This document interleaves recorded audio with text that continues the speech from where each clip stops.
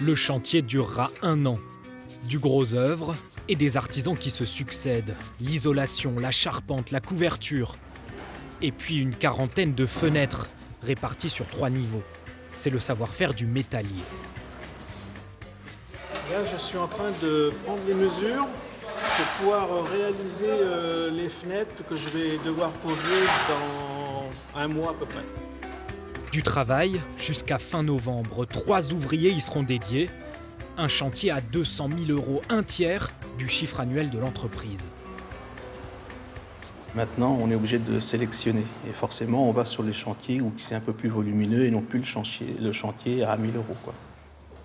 Trier, refuser. Parce que Franck ne peut pas suivre la cadence. Trop de demandes et trop peu de salariés pour l'absorber. Son père a créé la société il y a 45 ans. Un héritage, une affaire de famille. Aujourd'hui, le fils emploie 5 artisans. Il en recherche 2 de plus, en vain. Le serrurier métallier est rare sur le marché du travail. On a plus privilégié d'autres métiers émergents comme l'informatique, etc., qui nous a coupé un peu l'herbe sous le pied. Et on a poussé un peu le 80% de bacheliers a fait qu'on a un peu délaissé nos métiers artisanaux. Alors le trentenaire, avec une dizaine d'années d'expérience, polyvalent et capable de gérer tout type de chantier, serait évidemment le candidat rêvé. Mais cet ouvrier est quasi introuvable. Il y en a très peu sur le marché de l'emploi. Ils sont déjà en emploi, donc il y en a qui ne veulent pas bouger. C'est très très difficile à convaincre ces gens-là, quoi. Moi, je n'ai pas les mêmes avantages qu'une grosse entreprise. Je n'ai pas de 13e mois, je n'ai pas de véhicule de société à lui fournir. J'ai une mutuelle, mais vraiment de base, et je n'ai pas une mutuelle complète comme peut le prétendre une grosse entreprise. En attendant, à défaut, les intérimaires défilent. Des contrats de quelques jours ou plusieurs semaines. Mais le recrutement en CDI reste une priorité. Là, je fais la fabrication de pièces métalliques, donc garde-corps, portail, etc., brise-soleil, etc., sous la grande mode en ce moment. Désormais, Franck multiplie ses chances et poste lui-même régulièrement des annonces sur les réseaux sociaux. Il y a 7-8 ans, on n'allait pas chercher du travail sur LinkedIn. Un jeune, maintenant, ne va pas aller pousser la porte forcément Pôle emploi. Systématiquement, il est sur son portable et puis il va zioter le LinkedIn, enfin tout ce qu'il peut y avoir. Et puis entre copains, et là, il y a le bouche à oreille. Tiens, il y a du boulot là, j'ai vu ça là.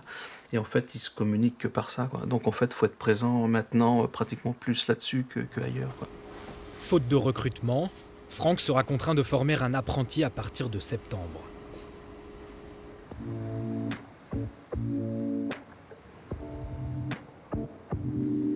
À Bourges, Pascal et Christophe sont 2 associés bien connus. C'est vrai, c'était une belle période, ouais, pour nous. Je trouve qu'elle n'a pas beaucoup changé. Non, il est resté, ouais. Eux ont été victimes du manque de main-d'œuvre. L'adresse en porte encore les stigmates. Leur restaurant, Le Cercle, seul étoilé de la ville, a fermé ses portes en novembre 2019. La vie continue, il y aura certainement d'autres réussites, d'autres moments sympas. Et bon, mais la maison est belle en plus. C'est ça qui est frustrant. Et voilà, elle aurait pu être la nôtre aussi. Et bon, voilà. Et il y a quand même c'était un coup de cœur à l'époque, cette maison. Oui, c'est vrai. Ouais. Les 2 chefs ont passé 9 ans à la tête du Cercle, avec dans les derniers mois des difficultés inédites et un fonctionnement au ralenti. À l'époque, 4 postes de serveurs étaient à pourvoir depuis plusieurs semaines. On n'avait pas de candidature, quoi. On n'avait pas de CV, effectivement, qui arrivait.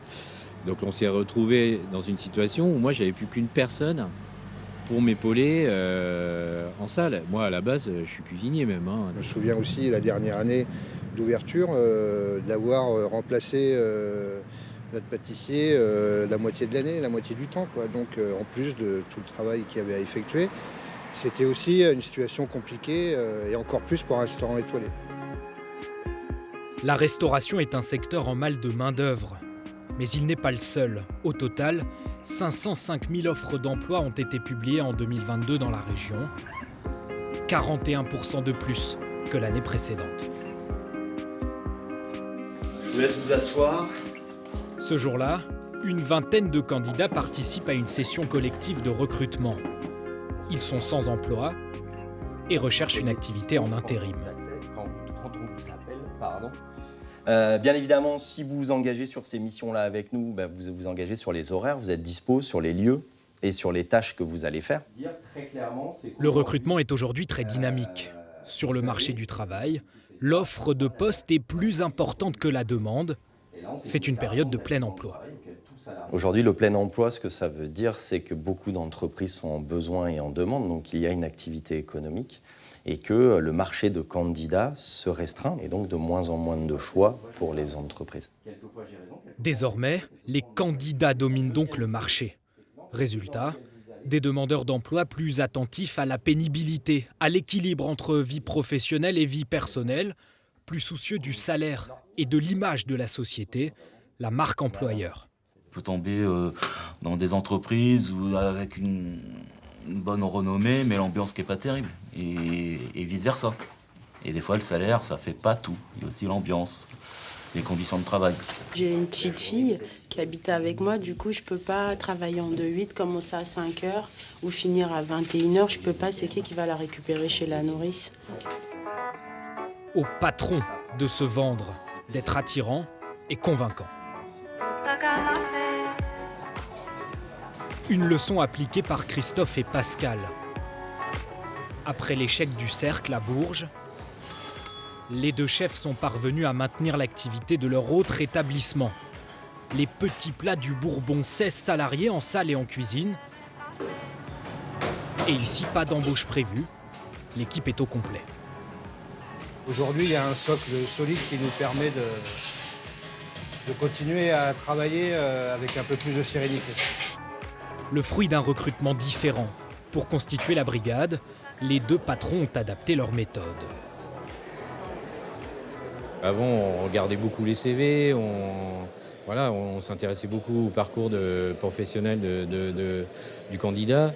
Mais effectivement, encore une fois, aujourd'hui, nous, ce qui nous intéresse, c'est une mentalité. Et on se rend compte d'ailleurs qu'il y a beaucoup de jeunes, malgré ce qu'on peut entendre un petit peu partout, il y a encore beaucoup de jeunes qui croient en ce métier. Après, à nous aussi de leur amener des choses, c'est normal, c'est un échange, c'est donnant-donnant.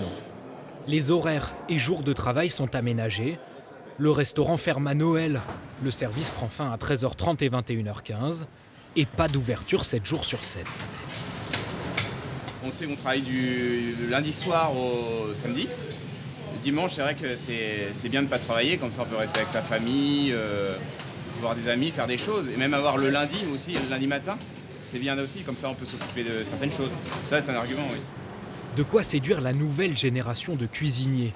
Pour étoffer l'équipe, les chefs ont misé sur la jeunesse. Franchement, ça me plaît bien ici, donc pourquoi pas rester, quoi. Oh pardon, j'aurais dû aller voir. Des apprentis, 7 au total, les professionnels de demain. À la fois un pari sur l'avenir et une solution durable pour pallier les difficultés de recrutement. Là, pour le coup, eux, ils ont déjà un pied dans le monde de l'entreprise. Et vraiment, s'ils arrivent à honorer leur contrat, je pense qu'on les reverra plus tard chez nous, quoi. Ça, c'est important. Comment garder son personnel ? Quels arguments pour fidéliser le salarié déjà présent ? Comment assez le gâter pour le retenir ? Dans l'Indre, à Levroux, il est 10h. Un vendredi comme un autre. Des petites cagettes, des lustres. Donc il y en a un là, là-bas. Une petite couronne, love. Manu est passionnée de décoration faite maison. Un loisir, son passe-temps lorsqu'elle ne travaille pas. Elle colle, plie et façonne de petits objets. J'aime ça, je trouve ça... On pense à rien d'autre, on gère, on innove. Quand j'ai une idée dans la tête, il faut que je le fasse tout de suite. Depuis 1 an et demi, elle ne travaille que 4 jours, 1 semaine sur 2. Son vendredi est libre. Ça nous permet de faire beaucoup de choses, et puis déjà du repos. Et c'est un week-end de 3 jours. Un week-end de 3 jours, tout le monde n'a pas un week-end de 3 jours. Et ça nous permet de prendre des rendez-vous, de bricoler à la maison, de faire pas mal de petites choses qu'on ne peut pas faire la semaine.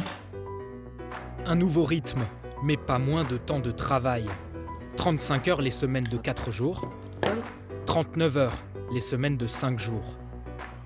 Manu est employé à quelques kilomètres de là, à Écueillé, chez CBN. 1000 mètres carrés, une cinquantaine de salariés qui confectionnent chaque année 45 000 chemises et pantalons pour des grandes marques de luxe. Je rabats les ceintures de pantalons. Alors au début, ils sont montés, tout simplement, et puis je les rabats, je surpique tout autour. Le secteur de l'habillement haut de gamme est porteur, la demande en hausse. Le Made in France a besoin de petites mains. Alors 4 jours de travail et 3 de repos, au moment de postuler forcément, l'argument fait mouche. J'espérais trouver un truc comme ça et en fait, c'est arrivé. Donc du coup, j'ai dit pourquoi pas essayer. Vous êtes contente? Oui. Moi, je suis toute seule avec mon enfant qui n'est pas très très grand, donc c'est l'opportunité aussi de passer du temps avec lui, plus que quelqu'un qui bosserait le vendredi en plus, quoi. Séverine et Laetitia ont récemment rejoint l'équipe. Je lève mon pied, je bascule. Après 3 mois de formation sur site, au cœur de l'atelier. Là, on va déjà démarrer par la première opération, c'est-à-dire qu'on va piquer, on va faire une surpiqûre de 1 cm. Sandra, vous restez là, et puis les autres vont commencer à prendre des petits poignets, puis on va commencer à s'exercer. Des sessions de formation de 10 semaines qui se poursuivent, avec de nouveaux candidats et toujours un CDI à la clé. 5 embauches il y a 3 semaines, 5, j'espère 6, 7, 8 de cette formation-là. Et encore derrière, effectivement, l'envie de positionner une nouvelle étape de formation. Voilà des perspectives, un futur qui se dessine. CBN se développe, la productivité est au rendez-vous et les salaires augmentent, plus 8% en 1 an. Si demain vous enlevez le 30 du mois et le papier, il n'y a plus personne qui vient travailler, moi le premier, soyons honnêtes. Donc après, c'est de dire, soit on se dit le matin, je vais bosser, soit on se dit, ouais, je vais travailler, dans une entreprise où je me sens bien. Et ça, c'est important. Plaire pour recruter. Faire le pari du bien-être au travail et de la rémunération juste. Le pari du temps consacré à la formation, à l'apprentissage. Sur un marché de l'emploi où l'offre et la demande s'inversent, les candidats devenus rares et indispensables sont de plus en plus courtisés, flattés. Eux, qui désormais ont le pouvoir de choisir.